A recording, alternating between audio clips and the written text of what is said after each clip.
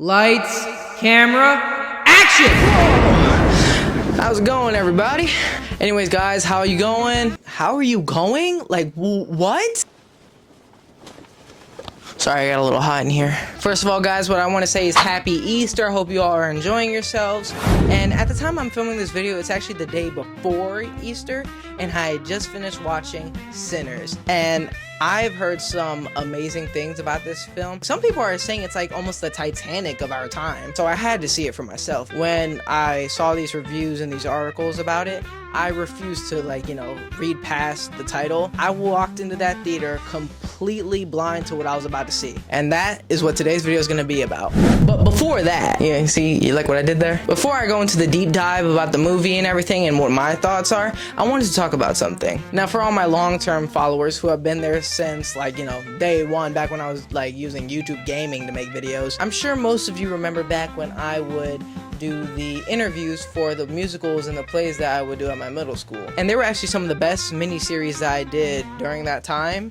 And they used to get so many views. People loved seeing what it was like to shoot a musical in, a middle school. And so many people would comment down in the video asking when they would be interviewed next. So it was very exciting to see that everybody was so into it. But despite all of that, here's what I want to talk about.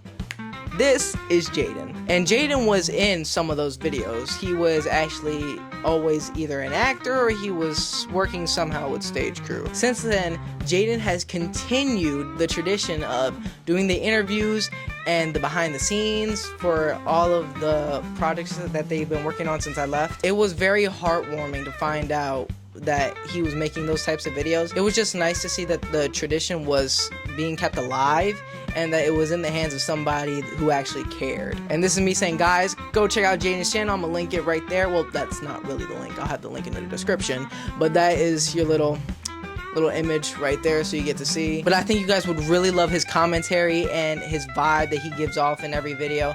He's a great person, guys. You should really go check him out. Now, without further ado, let's talk about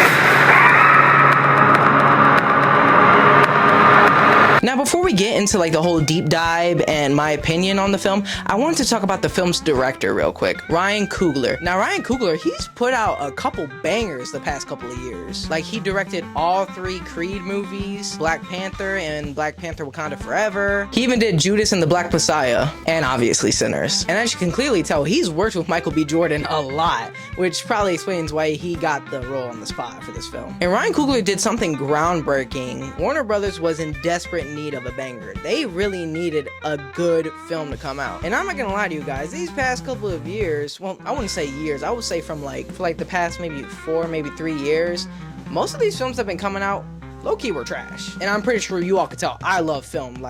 It's literally who I am. It's my passion. And some of the more recent films I've been seeing haven't really been that good. Either they use too much CGI, or the plot is just or the acting is But my point is, Warner Brothers was in desperate need of a good movie. So when Ryan Coogler gave them this whole script idea and, was basically saying that he was gonna do it, he basically ended up saying that he was only gonna give them this film if they would give him the rights within the next 25 years to it, which is something that literally nobody has done before. Studios never do that. Actually, a lot of studios are giving WB backlash for doing this because now it's opened up a whole new wave and a whole new idea for film directors to do now. So he can do whatever he wants with it because they're in desperate need of some new stories. So to all the studios out there, hit me up if you need some new stories. I got some original content for you guys. Okay, let me stop marketing myself right now. Anywho, long story short, Ryan Coogler, amazing director. He did something awesome, and we love you for it. Mwah. And the actors. Michael B. Jordan, amazing. I love Creed. I love Killmonger. And I remember when you played Johnny Storm. Look, the film may have not been good, but you did amazing. And I loved his role in Just Mercy. I don't think a lot of people talk about that film. And not to brag, but my dad actually, he met Michael B. Jordan. Here's a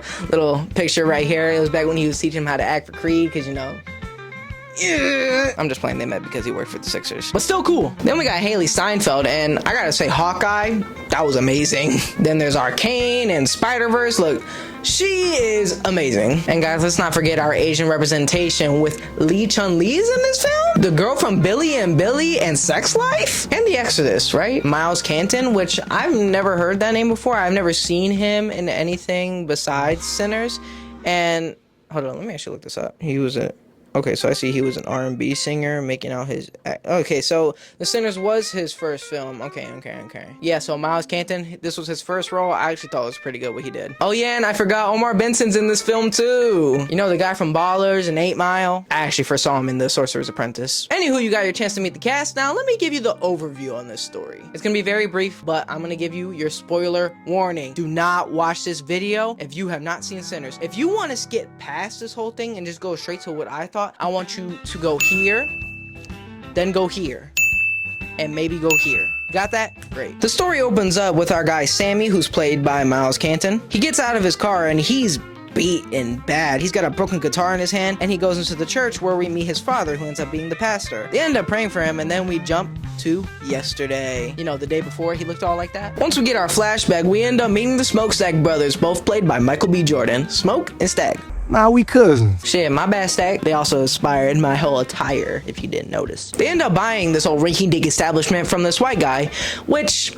let's talk about for a second. The year is 1932, and we have two black gentlemen buying this little rinky-dink ass establishment from a white man. Which can only make you wonder, what little hidden agenda does he have? When they get inside, Smoke asks the question, Can I wash this floor? the white man responds with, Yeah. to which Smoke replies with, What was on? I want you to take a minute to think about why they had to clean those floors. If you said because he's a Klans member and they killed the last black people that owned that place, you'd be right. But he makes it seem like there was no hidden agenda at all. But the Smokestack twins know that he's obviously a Klans member and they tell him to stay away from them. But he says, Well, you don't resist no more. yeah, sure. We jump back to Sammy, who gets off of his shift and goes to meet his dad at the church. And Sammy loves music. Dad tells him, you gotta watch what you're doing because evil will follow you. He gets picked up by his two cousins, Smoke and Stack. Yep, the Smokestack twins are related to him. And they go off to go do some business. Now, before coming back to Mississippi, the Smokestack twins were actually in Chicago, working under, you guessed it, Al Capone. They realized that they were basically done with working with Al Capone, so they went back to Mississippi to open up their own casino. Well, it's not really a casino. Well, it is, but it's also like a club and a bar. And yeah, they're trying to make some money. The twins and their cousin go to pick up their little hidden truck that's filled with beer. Smoke's gonna take the truck, and Stack and their cousin are gonna take a ride to go pick up some more recruits. Now, obviously, you can't have a club without having a little bit of blue. It's time for me to tell you, what do I think? So let's roll it. So here's what I think. This movie was definitely amazing. Ryan Coogler, you did an amazing job directing this, and I'm very happy that you've opened up a whole new doorway for directors like myself. So I appreciate you a lot for this. Now, did the movie meet up to its hype? Okay, let's talk about that. Like I said, these past couple of years, movies haven't been that good lately. Terrible CGI, or the acting. Or the story's just not even being there. I swear, I feel like Netflix is just throwing shit onto their lawn on purpose. And the movie, compared to what has come out in recent years, it's really good. But that's in comparison to what's come out in recent years. Had this came out in like, I don't know, 2019, maybe 2020, even before that, I think it still would have been a good movie. But for people to say that, like, the best film of all time, it's the best film that they've ever seen, I don't know about that. The movie is amazing. It has very lovable characters and a very good story. It was definitely handled with care, and every shot was beautiful, from the lines of dialogue and the situations that the characters put themselves in.